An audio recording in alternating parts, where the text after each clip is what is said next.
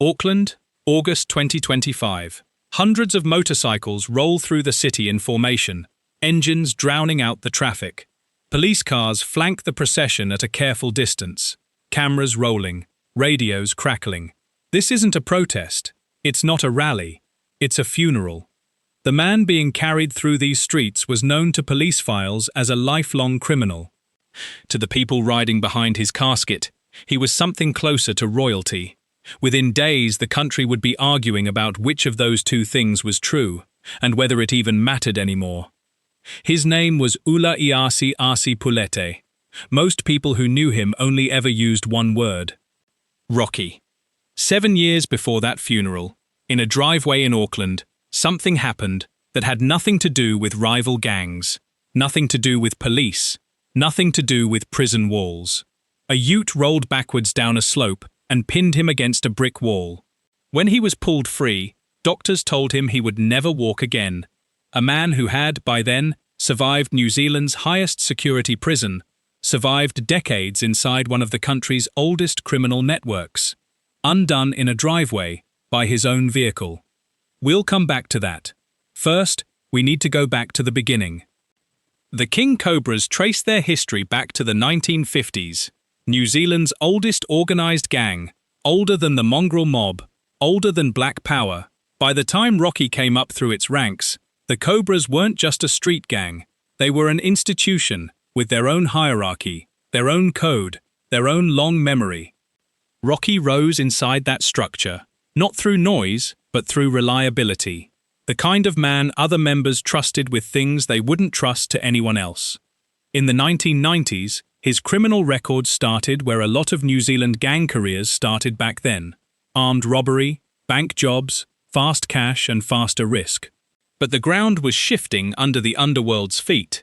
Cannabis and traditional drugs were losing ground to something new, something more profitable, something more addictive: methamphetamine. Rocky moved with the market. Import, distribution, supply chains. What had been small-scale robbery became something with real structure behind it. There was no going back from this point. Inside the Cobras, his standing kept climbing. Eventually, the gang gave him a title reserved for almost no one: Chief Lifetime Member. Not an honorary label, a recognition that he'd built something lasting. His influence stretched past his own patch, into relationships with rival gangs that most members would never have dared cultivate. But Rocky never fit neatly into the box marked criminal. In later years, he'd be seen at peaceful protests, fighting alongside disability advocates for better treatment from New Zealand's accident compensation system. He crossed lines other gang figures didn't, between rival patches, between the underworld and the everyday world outside it. It made him harder to categorize. It also made him harder to ignore. That influence eventually caught up with him. In 2001, Rocky was sentenced to 14 years in prison for directing a drug operation worth close to $1 million, allegedly run using a smuggled mobile phone from inside his own cell.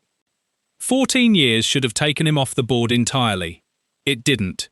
By 2011, Rocky was inside Paramoremo, New Zealand's only maximum security prison, the country's most secure building for the country's most dangerous inmates.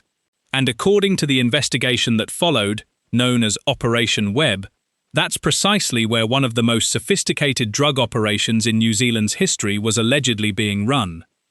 Investigators would later detail over 600 phone calls and nearly 4,000 text messages, allegedly disguised as religious counsel during Islamic prayer sessions. The operation was said to involve importing pseudoephedrine from China, hidden inside lollies, clothing, shoes, ordinary packages moving through ordinary mail. What made it remarkable wasn't just the scale, it was who it allegedly brought together: rival gangs like the Headhunters and the mongrel mob, working the same supply chain as the Cobras. Asian crime syndicates on the sourcing end, and, investigators alleged, corrupted prison staff on the inside, moving what needed to move.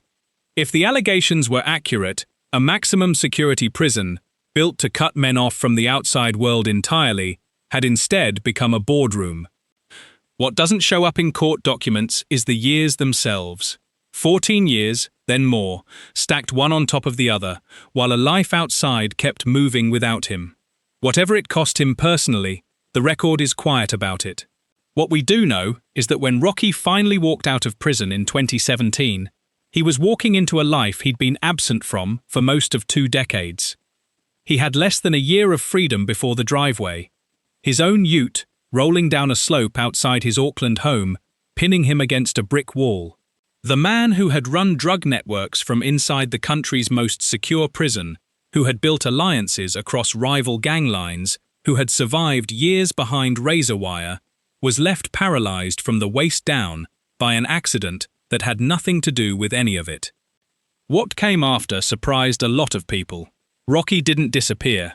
He moved to a property in Henderson and, from a wheelchair, became something closer to an elder statesman of the underworld, visited by members of rival gangs who, years earlier, might have been enemies.